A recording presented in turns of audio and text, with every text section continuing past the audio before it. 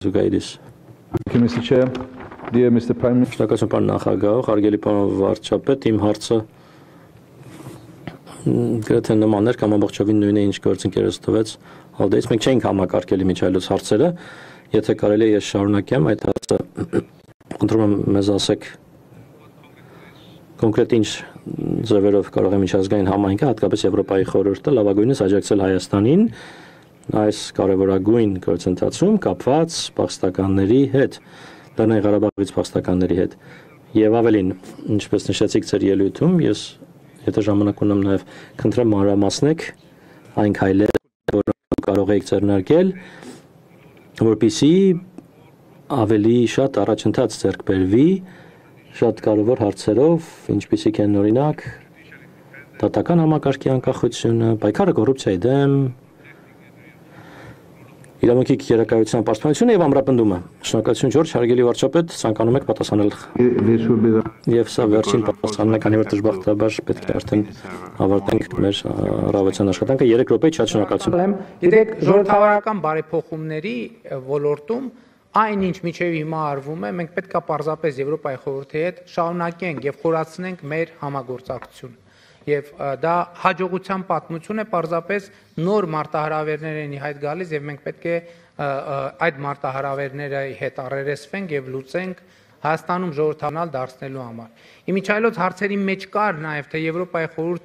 Եվրոպայի խորհրդի խորհրդանական վեաժողովը ինչով կարող է նպաստել խաղաղության գործընթացին։ Օրինակ, լեգիտիմ բառապաշարի օգտագործումը դրա կարևորագույն բաղադրիչներից մեկն է, որովհետև այն բառապաշարը, որ օգտագործվեց եւ որի օգտագործումը ես դատապարտեցի, դա Հայաստանում լայնորեն ընկալվում է որպես տարածքային նկրտում Հայաստանի Հանրապետության ինքնիշխան տարածքի նկատմամբ։ Էլի եմ ասում, խնդրում եմ բոլորիդ, Վաշինգտոնի հռչակագիր ընդամենը 1 էջանոց փաստաթուղթ է, 1 էջանոց 5 կետ։ Խաղաղության համաձայնագիրն էլ հրապարակված իմիջայլոց շատ մեծ չէ, եւ դա է այն լեգիտիմ եւ համաձայնեցված բառապաշարը,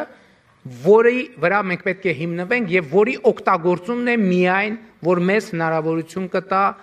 նորածին խաղաղությանը խնամել եւ հասունացնել։ Ինչ վերաբերվում է Ղարաբաղի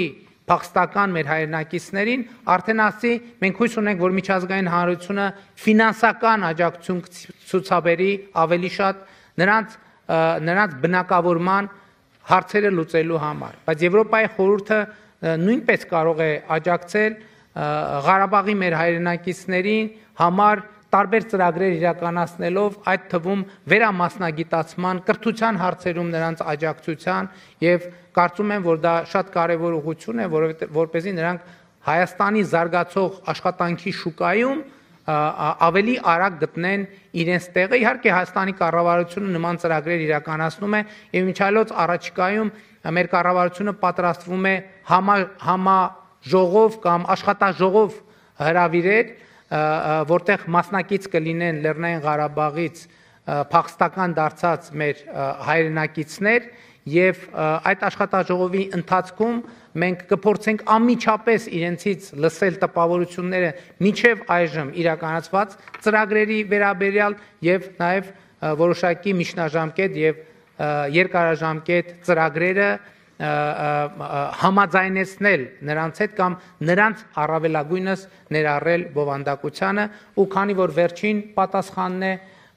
վեաժողովի հարգարժան նախագահ, հարգելի գլխավոր քարտուղար, հարգելի ներկաներ, դեսպաններ, պատգամավորներ, կրկին ուզում եմ շնորհակալություն հայտնել ձեզ այս հնարավորության համար